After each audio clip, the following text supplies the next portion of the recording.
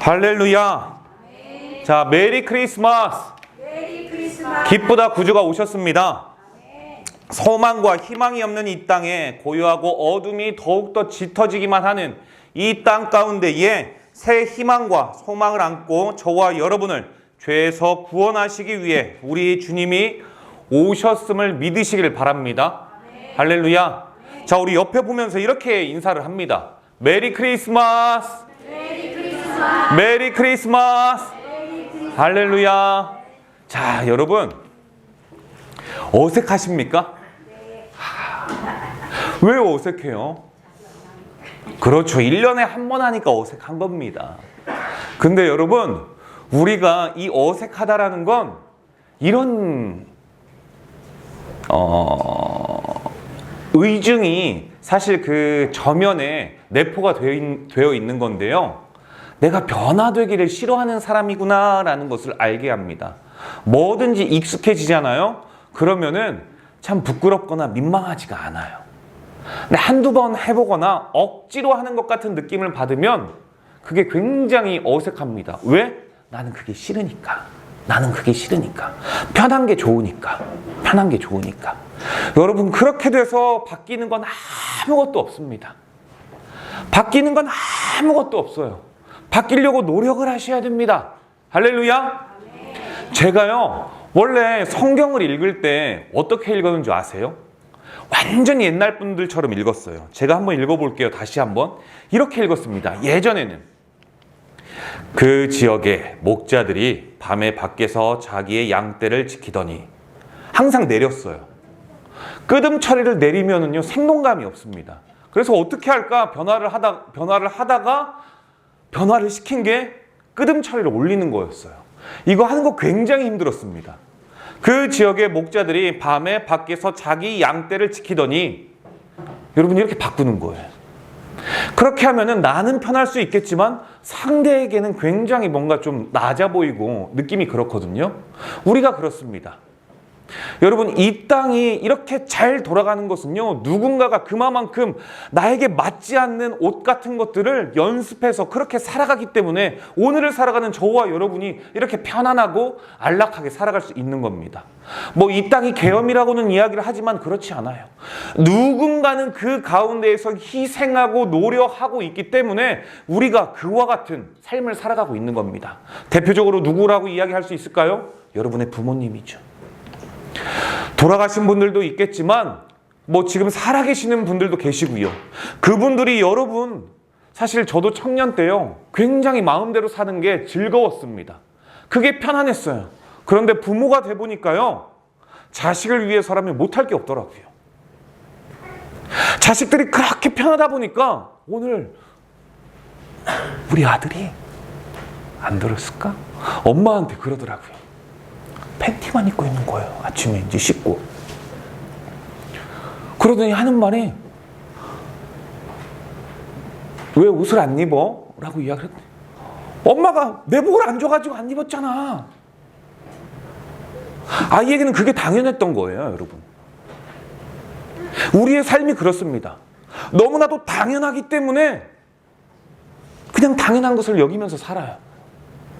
우리가 살아가는 이 땅 대한민국의 자유민주주의가 얼마나 우리에게 당연했었는지 우리는 그게 짓밟힐 줄은 꿈에도 몰랐습니다. 그런데 다시 쟁취했었던 이유가 무엇입니까? 우리는 편안하게 이곳에 있었지만 어떤 대한민국에 있는 국민들은 총칼을 손으로 막았어요. 장갑차가 오는데 그 앞에 한 남자가 서 있더라고요. 지나오는데 장갑차가 그대로 밀어버리려다가 섭니다. 그리고 많은 사람들이 와서 그 앞에 달라붙습니다. 지금 우리가 이렇게 편안하게 있을 수가 있는 것이 누군가가 그러한 희생과 섬김과 노력이 있었기 때문에 가능한 것이죠. 여러분, 변화되는 것을요, 당연하다라고 생각하거나 불편하다라고 생각하지 마십시오. 여러분이 아니면은, 우리 그리스도인이 아니면 누가 세상을 살맛나게 할 것이며 누가 변화시키겠습니까? 여러분, 그리스도인이 얼마나 대단한 줄 아십니까? 여러분, 예수님이 얼마나 대단한 줄 아십니까? 대한민국의 복음이 어떻게 처음 들어왔을까요? 처음에요, 백정에게 들어왔습니다. 노예와 종들에게 들어왔습니다. 그들에게요, 공짜로 글을 가르쳐주고요, 그들에게 처음으로 사람 대접을 해줍니다. 아픈 그들은 약 한 번 써보지 못하고 죽었는데 선교사, 복음을 들고 온 사람들이 재중원이라는 곳을 짓습니다. 지금의 연세대학교죠. 지금의 세브란스 병원이고요. 그게 이화여대고요. 그게 광주에 있는 이 신학교, 호남신학대학교. 서서평 선교사가 지었어요. 그리고요, 그 서서평 선교사가 지은 학교가 또다시 한일장신대학교입니다. 이 독일 사람이었고요, 간호사였어요. 그가 마지막으로 남긴 유품이 뭐였는지 아십니까? 반쪽짜리 이불이에요. 지나가는 거지가 추울까봐 자신이 가지고 있는 갈색 눈의 독일 여성이 그 이불을 찢어가지고 그에게 주고, 자신은 마지막에 그 반쪽 이불을 덮고, 그리고 반호흡에 보리쌀이 있었습니다. 그리고 마지막 유언으로 이렇게 남겼습니다.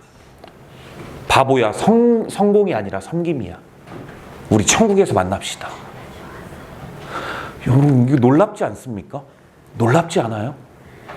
정말 대단한 거거든요.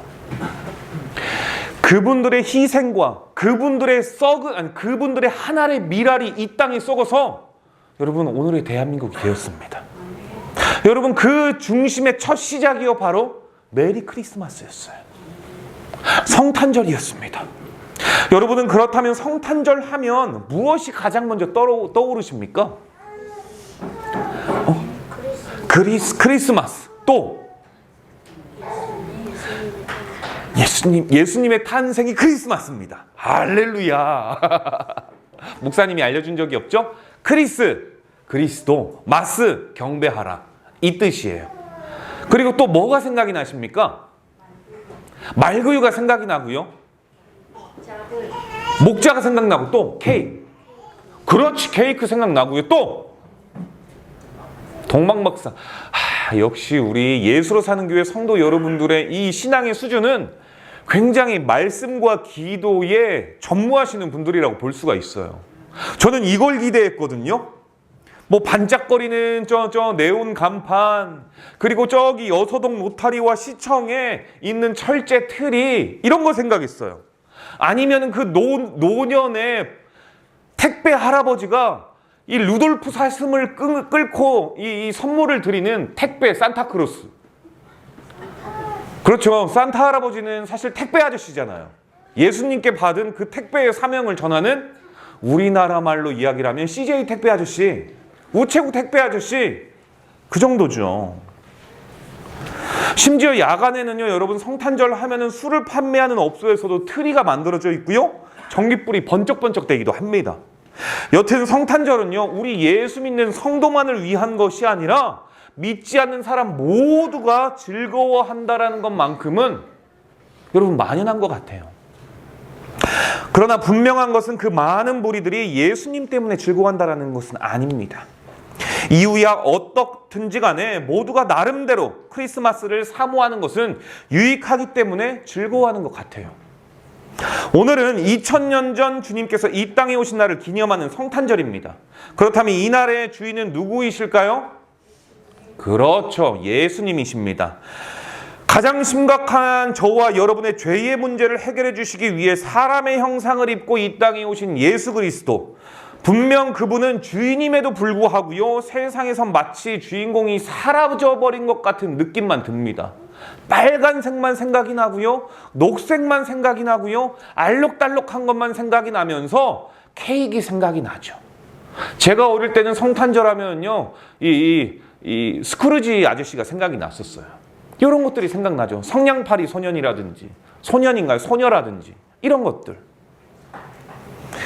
여러분, 그런데요, 이렇게 변화되지만 성경에서 우리가 반드시 기억해야 될 것이 있습니다. 찬양에도 이런 게 있죠. 세상 풍조는 나날이 변하여도 나는 내 믿음 지키리니. 여러분, 이거 누구에게 하는 말입니까? 성도에게 하는 말이에요. 이 세상 풍조가 아무리 변한다 할지라도 이 찬송처럼 성도는 어떠한 상황 속에서도 예수 그리스도가 부각되어지는 삶을 살아야 한다. 할렐루야. 그게 여러분 성탄의 정신입니다. 크리스마스의 정신이죠. 이유는요, 그 정신과 메시지의 주인공이 예수님이시기 때문입니다. 2000년 전 오늘 예수님께서 이 땅에 오셨다라는 사실을 복음의 시작을 알리는 것이었고 창조주 하나님의 일하심을 알리는 것이기 때문에 성도에게는요, 큰 기쁨의 좋은 소식이 아닐 수가 없는 것이거든요. 그러나 여러분, 당시 사람들이나 우리에게 기쁨의 소식은 무엇일까요? 실제로요, 이런 거죠. 아이를 가질 수 없는 부부가 임신하게 됐다. 직장을 기다리는 청년에게 드디어 직장이 주어졌다. 큰 병을 앓고 있었지만 기적처럼 고침을 받았다. 이런 소식, 사실 우리가 원하는 기쁜 소식 아닙니까? 그런데 이게 모든 사람의 기쁨은 아니잖아요. 나나 우리의 가족이나 친인척이나 지인 정도만 기뻐할 수 있는 소식이지. 이와 별개로 여러분, 예수님의 이 탄생의 시작을 알리는 이 복음은요, 모든 사람들에게 큰 기쁨을 알리는 복된 소식이라니 얼마나 여러분 놀랍습니까? 사촌이 땅을 사가지고 여러분한테 와서 자랑해 보십시오. 그거 네 기쁨이지 내 기쁨 아니거든요. 나는 사촌이 땅을 사면 배가 아파하는 그 신앙 중에 한 사람인데 그렇지 않습니까? 근데 확실한 건 목사는 기뻐해요. 목사는. 여러분, 어디에다 자랑하려면 첫째 부모님한테 하고요, 둘째 결혼 안 한 형제자매한테 하십시오. 셋째 친구들 아니라 목사에게 하십시오. 여러분, 목사님들도 다 똑같다니까요. 목사님들 모이잖아요. 우리 성도 이번에 뭐 하고 그거 얼마나 자랑하는 줄 아십니까? 그럼 반대편에 있는 목사님 어떻게 되는 줄 아십니까? 할렐루야 하면서 잠깐만 나 화장실 좀. 여러분, 목사에게 자랑하십시오. 목사에게. 여러분, 오늘 본문에 보면은요, 주의 사자가 말합니다. 큰 기쁨의 좋은 소식. 그런데요, 이 소식은요, 대상부터가 달라요. 작게는 이스라엘이지만 크게는 이 땅의 모든 이방인들, 저와 여러분, 전 인류가 대상이니까 여러분, 이 소식은요, 개인이 아니에요. 친척이 아니에요. 지인이 아닙니다. 전 인류예요. 전 인류. 본문에서 주의 사자가 말하는 큰 기쁨의 좋은 소식의 복음은 어떤 내용인가? 오늘 우리가 몇 가지 나눠보면서 은혜를 조금 나눠보기를 원합니다. 첫째, 복음은요, 구주 곧 그리스도 메시아가 나셨다는 소식이에요. 구약의 수많은 선지자들이 예언한 예언이 현실로 이루어졌기 때문입니다. 자, 사람들이요, 요한을 찾은 이유가 무엇입니까? 그가 광야에서 외쳤기 때문이에요. 여러분, 당시 이스라엘 상황, 이 세례자 요한이 광야에서 복음을, 회개하라는 이 천국 복음을, 회개의 복음을 선포했을 때 당시가 어땠는 줄 아십니까? 이 당시에 이스라엘은요, 마치 버림받은 광야와도 같은 삶이었어요. 그게 오늘 본문 1절, 2절, 3절의 내용 아니겠습니까? 제가 한번 읽어볼게요. 그때에 가이사 아구스도가 영을 내려 천하로 다 호적하라 하였으니 이 호적은 구레뇨가 수리야 총독이 되었을 때에 처음 한 것이라. 이 모든 사람이 호적하러 각 고향으로 돌아가매. 여러분, 이거는요, 로마의 황제가 영을 내린 거예요. 호적령을 내린 거예요. 호적령으로 영을 내리라고 했는데 그때 3절, 각 사람들이요, 자신들이 태어났던 각자의 고향으로 가고 있는 겁니다. 여러분, 이 호적령을 내린 이유는 뭘까요? 두 가지를 동시에 잡기 위해서입니다. 첫째는요, 정확하게 인구를 조사해가지고 인구에 맞는 세금을 내게 하기 위해서. 3명이면 3명, 4명이면 4명. 우리나라 조선 후기에는 어떤 일이 있었습니까? 세금을 죽은 사람에게도 매겼잖아요. 그거 너무하다 막 들고 일어섰잖아요. 이처럼 이 세금을 정확하게 징수하기 위해서 호적령을 하는 거고요, 동시에 2마리 토끼를 잡겠다라는 것인데 군대의 징집을 위해서요. 인원조사를 하고 뭐 몇 세 이상이 되는 남자들, 너희들은 군대로 가. 이거 하기 위해서. 여러분, 이게 아름다운 말 같지만요, 한마디로 식민지배라는 거예요. 식민지배. 특별히 이중지배를 받고 있었어요. 제일 큰 이 지배자는요, 처음에 주인은 바로 로마 제국입니다. 로마 제국은 어떻습니까? 너무나도 큰 나라가 아닌 제국이니까 작은 나라들, 작은 동네까지 하나하나 다 다스릴 수가 없어서 거기에 작은 주인을 파송하는 거예요. 총독. 아니면 헤롯 왕이라든지. 큰 시어머니, 작은 시어머니 둘 다가 막 쪼고 있는 상황입니다. 왜요? 세금 징집을 위해서. 징수를 위해서. 그리고 군대로 징집하기 위해서.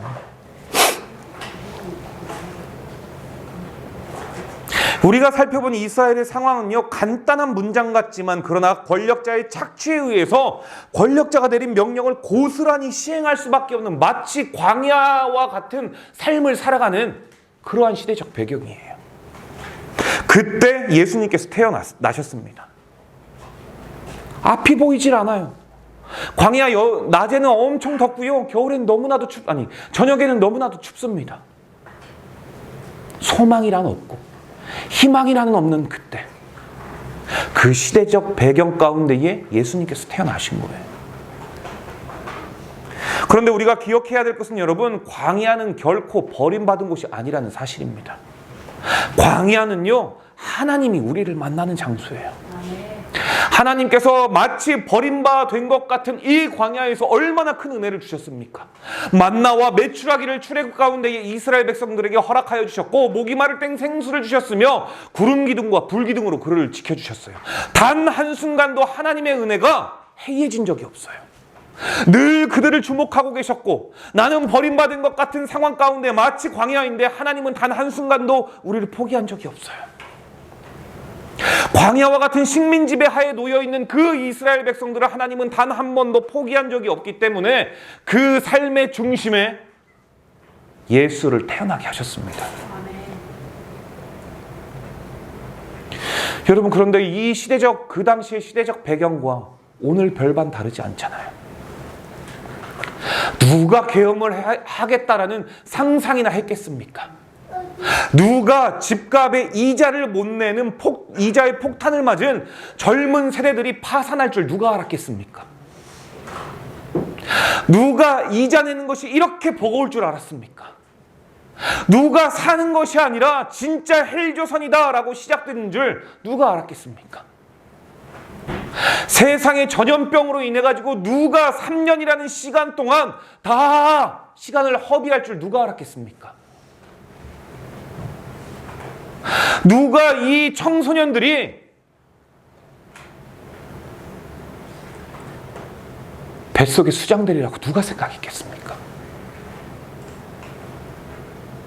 그렇지 않아요, 여러분? 마치 우리의 시대와 별반 다르지 않아 보이지 않습니까? 여러분, 그러나 비록 이 땅 대한민국이 깊은 어둠과도 같지만 광야와도 같은, 그러나 오늘 바로 이곳이 하나님을 만나는 장소라는 사실만큼은 반드시 기억하시길 바랍니다. 아무리 이런 곳이지만, 아무리 내가 이곳에서 살기 싫다라고 이야기하는 헬조선이라고 이야기할 수 있지만, 그러나 이곳이 하나님을 만나는 장소예요. 여러분, 제 말이 아닙니다. 오늘 본문 4절을 볼까요? 요셉도 다윗의 집 족속이므로 갈릴리 나사렛 동네에서 유대를 향하여 베들레헴이라 하는 다윗의 동네로. 아무런 희망이 없는 그 시대에, 착취와 지배의 연속이었던 그 시대에 여러분 이렇게 이야기를 해요. 베들레헴은 다윗의 동네다. 할렐루야. 고요한 밤, 거룩한 밤, 어둠에 묻힌 밤. 이 세 음절 다 아십니까? 이 세 단락 다 아십니까? 다 어둠이에요. 고요한 밤. 캄캄한 밤, 어두운 밤, 희망이라고는 볼 수 없는 그 곳에 베들레헴이라는 다윗의 동네에 예수가 나셨다. 이거 희망을 선포하는 것이거든요. 희망의 소리죠. 복음 아닙니까? 완전히 어둡고 탐욕스러운 지도자들이 사나운 이리 때와 같이 무방비 상태인 이리들을 양처럼 바라보면서 꼼짝없이 잡혀 먹을 수밖에 없는 상황 속에서 그렇게 떠나온 땅이 이곳인데, 이곳이 세상이나 베들레헴 다윗의 동네라니. 할렐루야. 이곳을 알고 왔건 모르고 왔건 그렇게 치여서 온 이곳이 다윗의 동네라니. 할렐루야. 그렇게 내몰려온 땅이요, 여러분, 하나님을 만나는 곳이었습니다. 메시아를 영접할 수 있는 곳이었어요. 할렐루야. 그러니 성탄절은요, 저와 여러분에게 복음이라는 사실임을 확실히 믿으시길 바랍니다. 여러분, 삶이 어려우십니까? 공공하십니까? 괴롭고 폭폭하고 막막하십니까? 여러분, 그러면요, 우리에게 메시아가 오시는 그 시간, 그 칠흑과도 같은 어두운 그 시간이 바로 여러분의 다윗의 동네인 시간임을 믿으시길 바랍니다. 둘째로는요, 복음의 소식은 바로 구원의 소식이에요.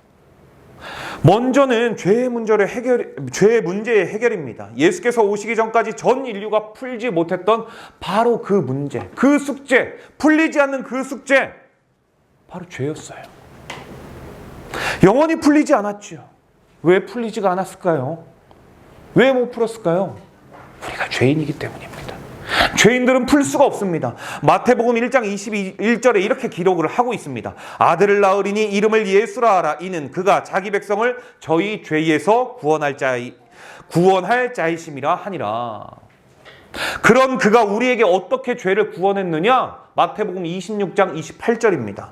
이것은 죄 사함을 얻게 하려고 많은 사람을 위하여 흘리는 바 나의 피 곧 언약의 피니라. 이렇게 구원하셨어요. 죄의 문제가 얼마나 심각한지 하나님과 항상 동행하던 이 에덴에서 아담과 하와가 말씀에 불순종함으로 인해 질서가 무너집니다. 질서가 파괴되었어요. 그리고 나서 그들이 가장 먼저 취한 행동은요, 무화과 나무 잎을 엮어가지고 치마를 만든 뒤에 그것으로 가리고 숨었습니다. 왜요? 성경을 보니까, 창세기 3장 10절을 보니까 두려워했다라고 이야기를 해요.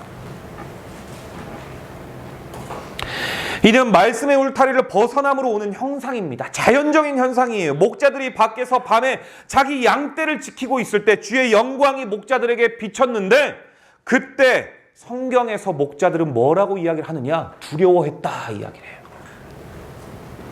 칠흑같이 어두움은 죄가 관영할 때입니다. 상징적으로 대조해서 보여주는 거예요. 그때 주의 사자가 나타나죠. 그리고 가장 먼저 한 말이 목자들에게 두려워하고 있는 그때, 두려워하지 말라. 할렐루야. 먼저 그들 안에 있는 두려움을 위로해 줍니다. 우리의 삶의 어려움을 만져주세요. 뭘로요? 복음으로요. 두려워하지 마. 정연아, 괜찮아. 그날이 언제까지 갈 것 같아. 두려워하지 마. 걱정하지 마.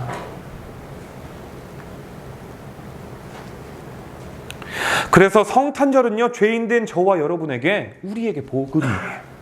예수 그리스도께서 흘리신 보혈로 인해 영원한 죽음에서 영원한 생명을 얻었기 때문입니다. 그래서 저와 여러분은요, 복음을 받은 자들이죠. 여러분, 우리 이렇게 한번 인사를 해볼까요? 이번에는요, 어색하지 말고, 어색하지만 이 손가락 이렇게 꽉 세우고 발가락 꽉 세우고 우리 이렇게 좌우 보면서 한번 인사하십시다. 자, 어색하면 이렇게 하세요. 이렇게 하고 웃으시면서, 오늘 우리는 복음을 받은 자들입니다. 오늘 우리는 복음을 받은 자들입니다. 그래서 복된 자들입니다. 할렐루야. 여러분, 그래요. 여러분은요, 복음을 받아들인 자들이에요. 그래서 여러분은요, 복된 자들입니다. 여러분이 간 곳마다 복이 있다면, 내가 간 곳마다 누군가 즐거워하고 기뻐한다면 얼마나 기쁩니까? 성은진 집사님, 성현진 집사님, 아무리 화나도요, 아이들한테 빌어먹을 놈 하지 마십시오. 절대 안 그러겠지만, 아이 진짜 넌 도대체 누굴 닮아서 그러니? 아, 너 닮았지 누굴 닮았겠어? 뭐 옆에 있는 뭐 김씨 아저씨를 닮았겠어? 너 닮았지 너 닮았지. 엄마에게 물어보세요. 너랑 똑 닮았다, 너가 딱 그렇게 했다 하지. 여러분, 애들에게는요 절대로 복음의 소리만 하십시오. 예의 빌어먹을 줄 알았더니 제대로 먹은 놈아. 예의 대기업 회장 될 놈. 이렇게 하셔야 됩니다. 그리고 여러분, 복음은요 우리 삶의 모든 영역에서 나타나는 고통의 문제를 해결해 주십니다. 메시아이신 예수님께서 오심으로 삶의 모든 영역에서 나타났던 정신적인 또 그리고 육체적인 고통의 문제들이 해결이 됩니다. 병든 육신, 상처받은 마음, 괴로움, 무너진 환경의 회복 등 사람들로서는 도저히 할 수 없는, 혼자서는 해결할 수 없는 문제를 다윗의 자손으로 오신, 다윗의 동네에서 말구유에서 태어나신 그 예수 그리스도께서 다 고쳐주셨어요. 소경의 눈을 띄워주셨고요, 귀머거리의 귀가 열리게 하셨으며 병어리의 혀가 여러분 풀리게 해주셨습니다. 뿐만 아니라 천대받던 자들, 멸시받던 자들, 가난한 자, 병든 자들, 귀신 들린 자들, 억압당하고 배고파하는 자들, 착취당하는 자들, 그들 모두를요 회복해 주셨어요. 이게 여러분 복음 아닙니까? 당시 예수님께 찾아온 사람들 어떤 사람이었을까요? 대단한 사람들 아니었어요. 목자 볼까요? 여러분, 이 목자는요 실제로 유대인들이 보는 보통 정경이 있고 외경들이 있거든요. 거기에 보면은 목자들은요 5손가락 안에 드는 천한 사람들이었어요. 5손가락 안에 드는 직업 중에 천한 사람. 그래서 그들을요 부정한 사람들이라고 치부합니다. 마치 상황이 이거와 같죠. 어두운 밤에 나 그렇게 나쁜 사람 아닌데. 여러분, 어떤 대통령은 계엄령을 선포하고 지금 방 안에 들어박혀서 이렇게 생각할 거예요. 나 그렇게 생각했던 것처럼 나쁜 사람 아닌데. 여러분, 누가 나를 그렇게 마녀 사냥하고 있을 때 나는 알잖아요. 나 그렇게 저 사람들이 이야기한 것처럼 그렇게 나쁜 사람 아닌데. 목자들 나쁜 사람 아니고 부정한 사람 아니고 죄인 아니거든요. 그런데 그들은 명시해 놨어요. 천하고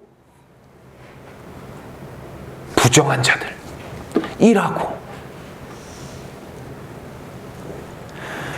여러분, 실망한 자들, 낙심한 자들, 아니 이제 더 이상 싸울 기력도 없는 사람들, 율법을 문자 그대로 지켜 의인으로 살아갈 기력조차 없는 죄인이라고 치부받은 사람들. 그 사람들을, 그래서 어쩔 수 없이 하나님만 바라보는 그 사람들, 그 사람들에게 주는 소망의 소식, 위로의 소식이 바로 예수 그리스도의 복음입니다.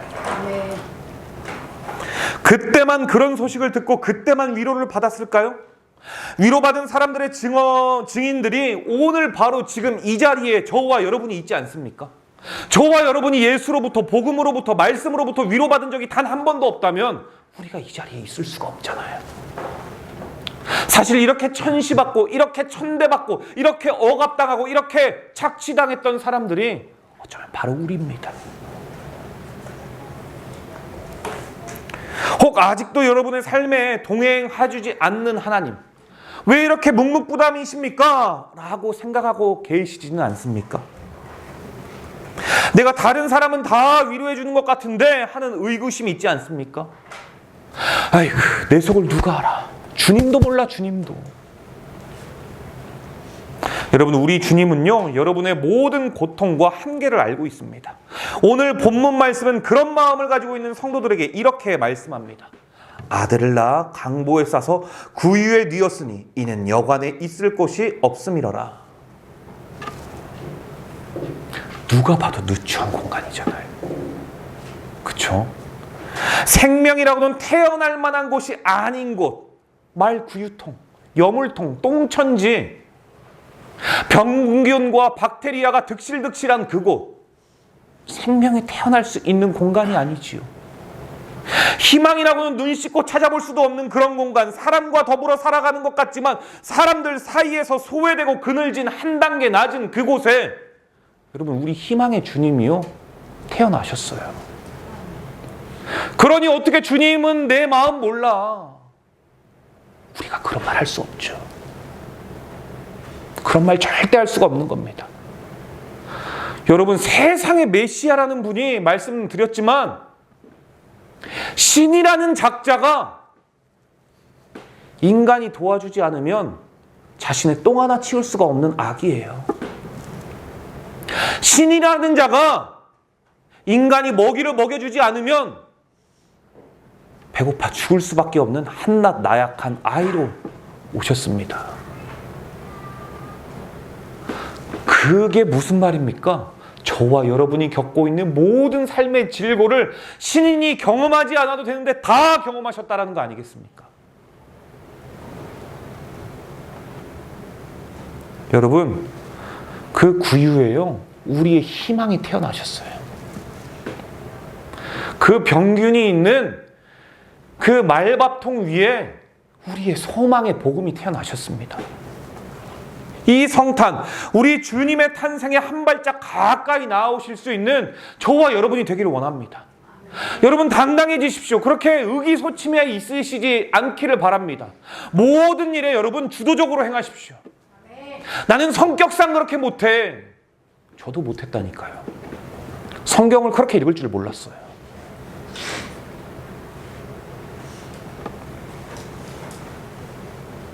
인류 역사 이래 예수 그리스도의 탄생 소식보다 더 큰 기쁨의 소식은 없었습니다. 그 소식을 복음으로 믿고 살아가는 자들에게 주어진 특권이 있는데요. 첫째, 바로 천국이고요. 둘째, 하나님의 자녀가 되는 권세입니다. 할렐루야.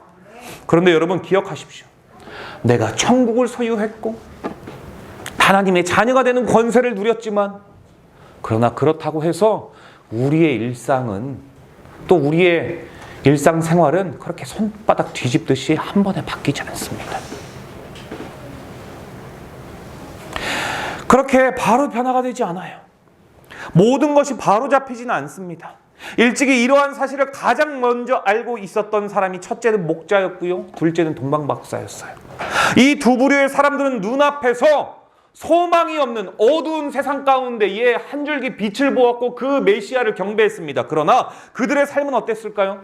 마태복음 2장 12절에 보면요, 동방박사들은 예수를 경배하고 난 후에 고국으로 돌아갔다라고 이야기를 해요. 그리고 오늘 본문 20절에 보면 목자들은 하나님께 영광을 돌리고 찬송하며 돌아갔습니다. 무슨 말입니까?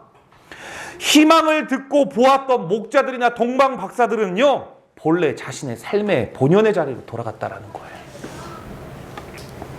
일상은 동일했겠지만 여러분 일상의 본연의 자리로 돌아가서 변화되지는 않았겠지만 그러나 분명히 변화되는 건 있었을 겁니다. 왜요? 그들의 마음엔 예수를 안고 돌아갔기 때문이에요. 가슴에 예수를 안고 돌아갔는데, 가슴에 예수를 품고 돌아갔는데 그들의 삶이 변화가 안 됐을까요? 변화가 됐어요. 반드시 될 수밖에 없었을 겁니다. 여러분, 이게 바로 하나님의 영광을 나타내는 참 그리스도인의 삶이에요. 어떤 일확천금과 기적과 이적이 나타나야지만 하나님 내 삶에 개입하셨구나, 그게 아니라 일상은 변화되지 않지만 나의 일상의 삶의 본연의 자리로 돌아가서 복음을 전하고 예수를 가슴에 안고 돌아갔기 때문에 삶에서 기쁨이 있고 누군가에게 복을 전달해 줄 수 있으며 긍정적인 말을 함으로 인해서 그 사람이 좌절해 있던 사람을 살려낼 수 있는 그러한 특권을 가졌으니 그게 진짜로 변화된 사람이지 않겠습니까? 저는 저와 여러분이 그러한 성도가 되기를 원합니다. 로마의 식민 지배와 그들의 친일 세력들이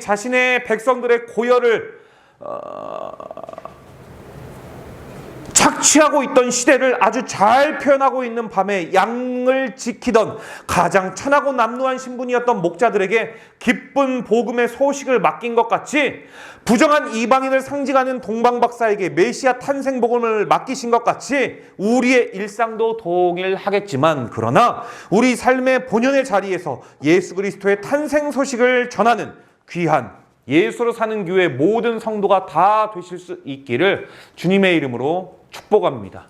기도하겠습니다.